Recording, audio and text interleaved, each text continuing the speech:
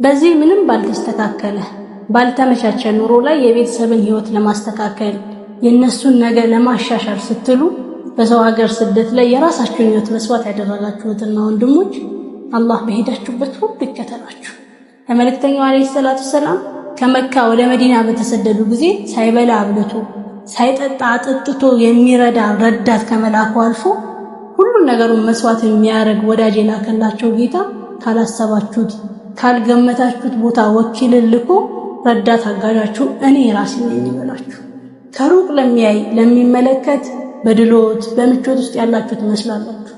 በር ዘግታችሁ ያለቀሳችሁት የብቸኝነት ህይወትን ግን አላህ ብቻ ነው የሚያውቀው። በዱንያ ላይ አንደላቀው በአኺራ ደግሞ ይካሳችሁ። ብቸኛና አዛኙ ጌታ በሄዳችሁበት ሁሉ ይከተላችሁ።